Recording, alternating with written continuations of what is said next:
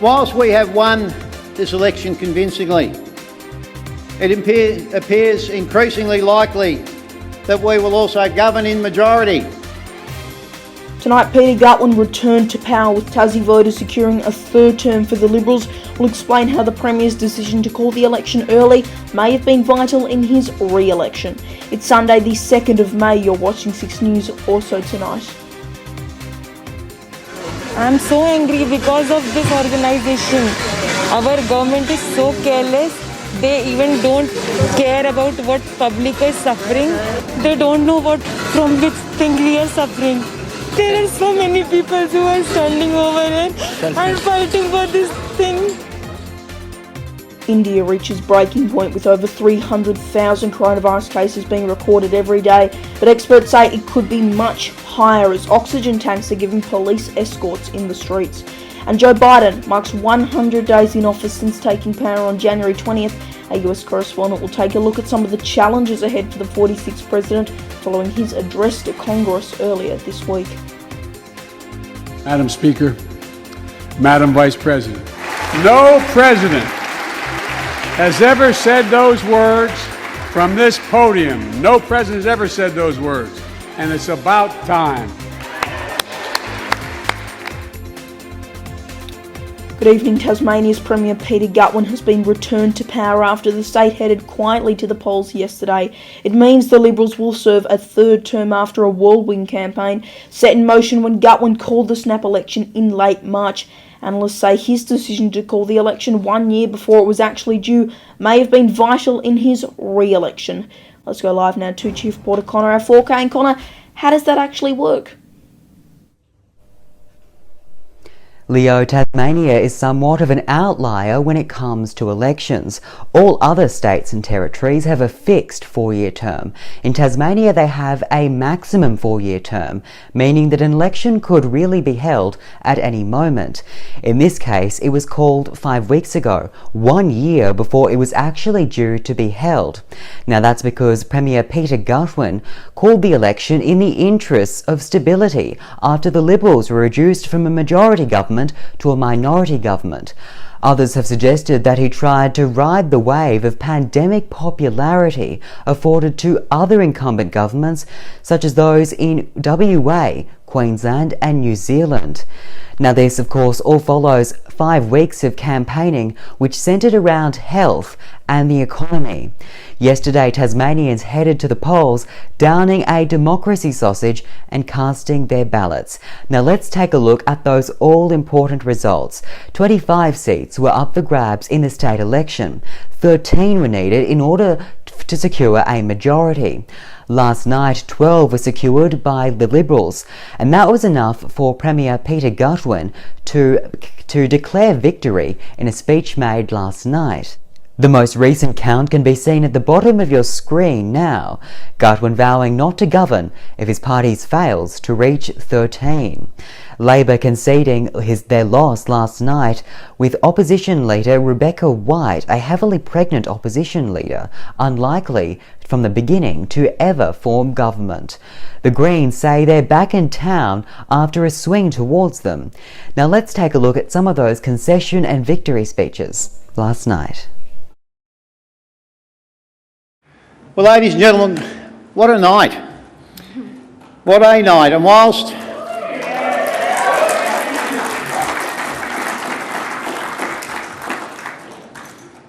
we have won this election convincingly, it appears increasingly likely that we will also govern in majority.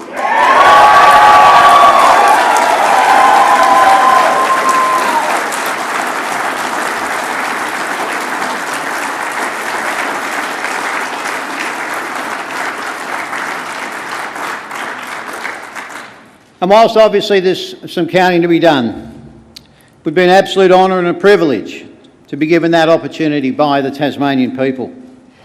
I hope this campaign has been a wake-up call for the Liberals that Tasmanians will not tolerate business as usual from the Liberal government. Tasmanians will not tolerate surgery waiting lists that are the worst in the country. They will not tolerate ambulance response times that are slowest in the country. and they will not tolerate Tasmanians dying in the emergency department because they can't access the healthcare they need.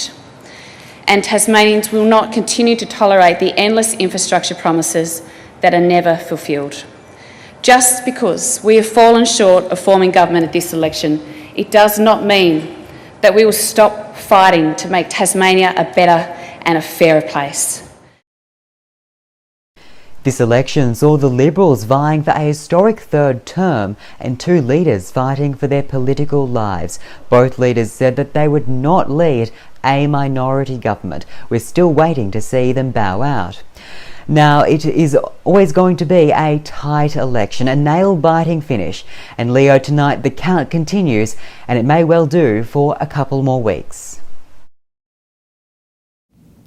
Alright, Conrad 4K live for us tonight, thank you. And for more coverage of Tasmania's state election and what we can expect for the future, head to our newly refreshed website at 6newsau.com.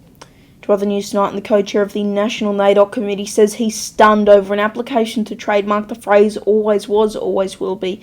John Paul Jenkins says that he is, quote, quite shocked that someone would go ahead and trademark a phrase that is synonymous with an Aboriginal political movement of the 1980s. It's understood the application was lodged with IP Australia on Australia Day this year, but is right now still under examination. The legal expert Andrew Christie told the ABC that if it was successful, it would not limit the use of the phrase as a statement in music lyrics or on clothing, and legal reforms to allow Indigenous communities to object to trademark registration on the grounds of offensiveness are now being considered. A current affair has faced strong backlash over a recent report on the so-called job seeker system. 9 Seb Costello reported on Wednesday that small business owners fear increased unemployment benefits have led to fake job applications by welfare recipients who don't want to work, and featured an interview with Robin Regg from Victoria's Elevation 423 restaurant, who said she was hiring but struggled to find workers. But on Twitter, anti-poverty activist Jeremy Poxon put out a call out for people to talk about the harm that stories about so-called dole bludgers cause real people, and he received dozens of comments from people saying how it can affect their mental health, and at times can be simply untrue. And of course, if this story has raised any issues for you, you can contact Lifeline on 13 11 14. Brittany Higgins has spoken out after meeting with both Scott Morrison and Anthony Albanese on Friday. The former Liberal staffer labelled her conversation with the PM difficult, but added that it was a robust discussion and she's hopeful he's going to do the right thing. Reporter Holly Shields has the latest. Former Liberal staffer Brittany Higgins has met with Labor leader Anthony Albanese and Scott Morrison, who agreed the system has let her down. In the discussion on Friday, the PM said a reformation in the workplace culture of Parliament House is underway, and Ms Higgins' input into that would be invaluable. Following her rape allegation against a colleague in 2019, unrest among the public sparked what would eventually culminate in this year's March for Justice. According to Scott Morrison, he is committed to achieving an independent process to deal with these difficult issues. He also stressed the importance of workplace safety. Whether it's members, senators, or our staff, he said, we all want to make a contribution to our country, and we should be able to do that in a safe environment for everyone. The current Members of Parliament Staff, or MOPS Act, was focused on, as Ms Higgins believes it offers inadequate protections for employees. She said of the discussion, it was a difficult conversation. It was robust, but ultimately, in the end, I think there was a consensus that reform needs to happen. The federal opposition leader described her proposals as modest and reasonable. Ms Higgins is hopeful for change and that the right thing will be done for the women working in Parliament. And of course, if you want to view Brittany Higgins' full press conference after speaking with the PM, you can see that on our YouTube channel and our website right now. Overseas now, and Britain's medicines regulator is standing by AstraZeneca's coronavirus vaccine despite announcing over 40 new reports of rare blood clots. The MHRA is now providing weekly updates on vaccine side effects, and in their most recent briefing confirmed at least 209 clots following vaccination. The UK officials have emphasised that reports like this are vanishingly rare and advised most people to still get the shots. Over 22 million doses of the AstraZeneca vaccine have now been administered in Britain. The head of Australia's domestic intelligence agency, ASIO, has caused some panic after he said it was probable a terrorist attack could occur in the country in the next 12 months. Take a look. If you look at our current caseload, we still think that Sunni-based violent extremism is the major concern. However, given the growth that we've seen in nationalist and racist violent extremism, we anticipate there will be a terrorist attack in this country in the next 12 months, and it can come from either ideology, and therefore, for me, it doesn't really matter because they're both capable of actually conducting acts of violence, and that's where we focus.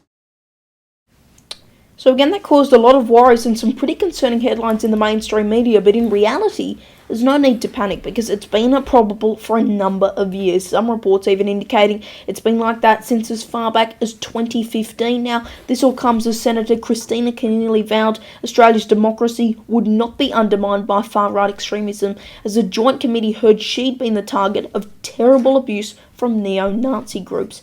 Earlier, I spoke to investigative journalist Tom Ravlic about the ongoing inquiry. Enhanced security arrangements for Senator Kristina Keneally, given her outspokenness against far-right extremism, were not the only issue that emerged over the past week. While the Parliamentary Committee on Intelligence and Securities was grappling with the issues dealing with extremism and radicalism in a two-day public hearing. One of the bigger topics that was addressed and caused a massive amount of stir on Twitter and elsewhere was the terror threat regime Australia has in place in order to assess what risks exist for Australian citizens onshore and elsewhere. Mike Burgess said the terror threat is presently probable. That is, there's no way of ruling a terror threat out, and there is no way of saying something will happen on a specific day. ASIO Chief Burgess outlined the fact that ASIO has some intelligence that tells them that Australia could face a terror threat in the next 12 months. That's important to remember. It's risk management language, and it's not designed to make people afraid. It's designed to get people to understand that the intelligence, as understood by organisations like ASIO, gives them a certain feel for what may or may not occur. The Twitter fuss all over it in relation to whether it's a part of talk of war with China or a forthcoming election was absolute nonsense. The government website, nationalsecurity.gov.au, provides people with that information. You can have a look at it at your leisure. 33-year-old man has been charged with threatening to kill WA Premier Mark McGowan. Police allege Gavin Michael Higgs was walking past Mr McGowan's Rockingham home when he began hurling abuse and threats at the Premier's wife, Sarah, who was on the balcony at the time. It's understood Ms McGowan then locked her 3 children in a room while waiting for police to arrive. In a statement, the Premier thanked police for their swift response and added that everyone is okay, and that's the main thing. The European Union has charged Apple with antitrust violations for allegedly abusing its control over the distribution of music streaming apps.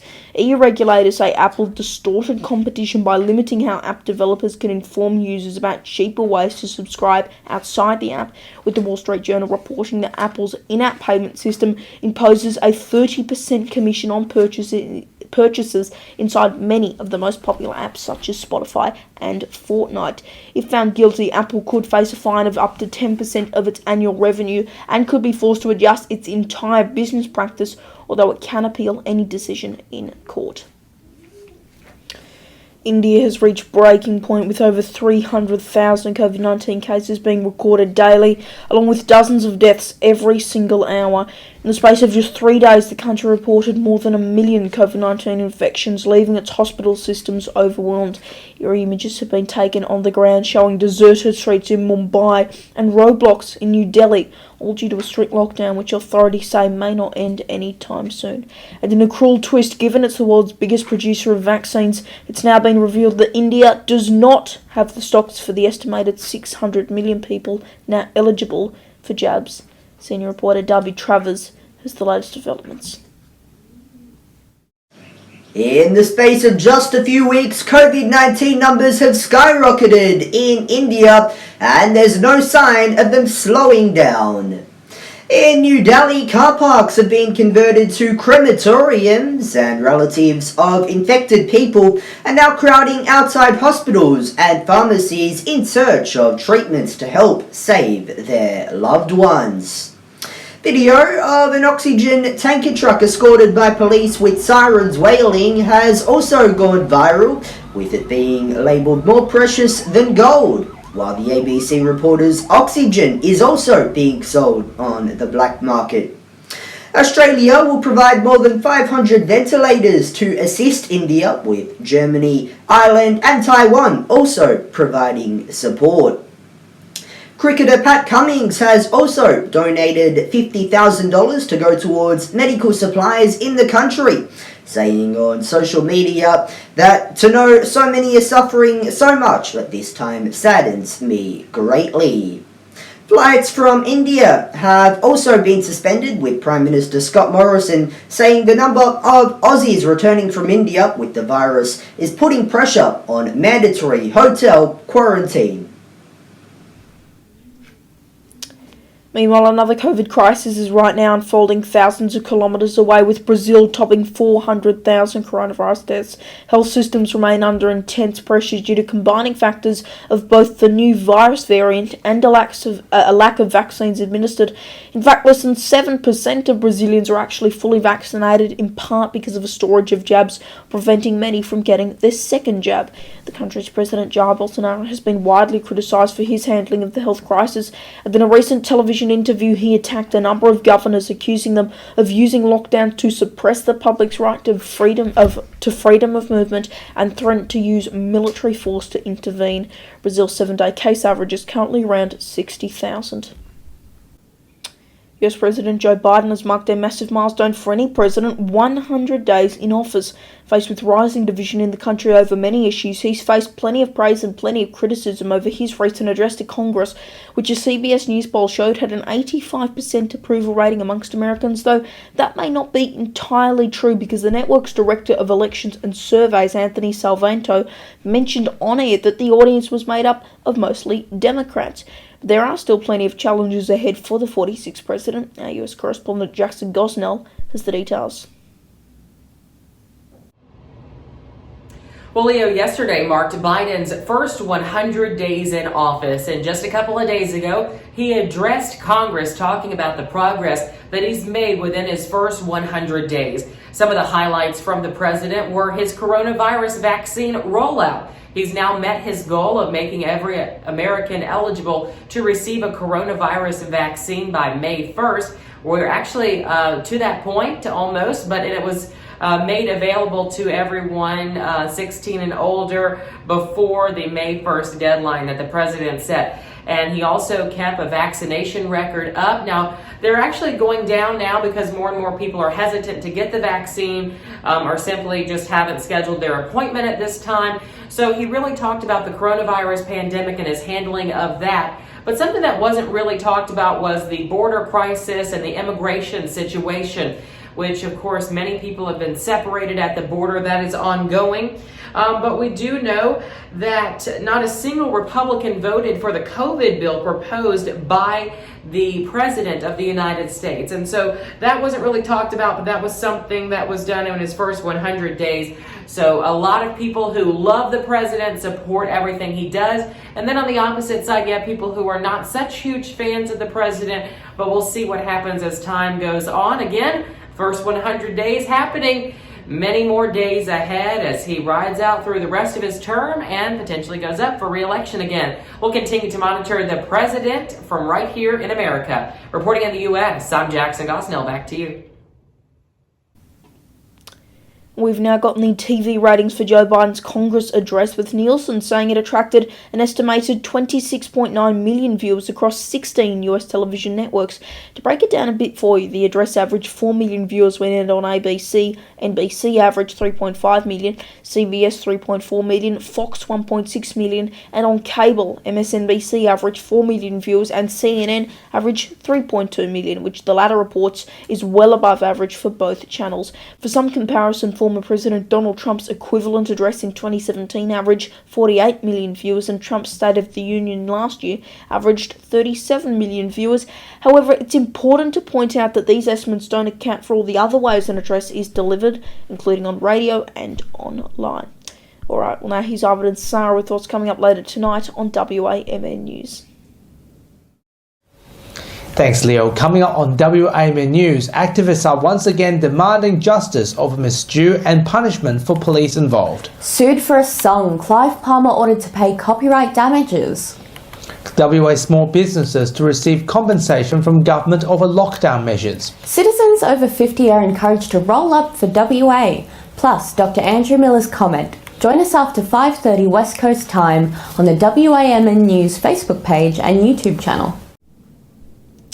Right, thanks to both Ivan and Sarah there. Now to tomorrow's forecast right across the country. Brisbane, heavy showers, a top of 24, 23 degrees in Sydney, 20 in the nation's capital, 17 in Melbourne, 13 in Hobart, 18 in Adelaide, 30 in Alice Springs, 24 and cloudy in Perth, and in Darwin, a warm top of 33. And finally tonight, it may be one of the most iconic memes of all time, and now the so-called Disaster Girl image has been sold as a non-fungible token, or NFT, for a whopping $650,000. The photo of now 21-year-old Zoe Roth went viral over a decade ago, which pictured her as a 5-year-old smiling as a house fire burns in the background, though according to the New York Times, the house fire was a controlled blaze set by firefighters in North Carolina who were letting local kids take turns holding the hose. Ms. Roth told reporters she's super grateful for the entire experience. So, would you ever buy me? Let us know in the comment section below. And that is 6 News for this Sunday evening. You can stay up to date with the latest headlines by heading to our website, 6newsau.com, now bug-free, and by following us on social media, Facebook, Twitter, Instagram, TikTok, and Lit. Just search 6 News AU to find us. I'm Leonardo Puglisi. Thanks for your company. Good night.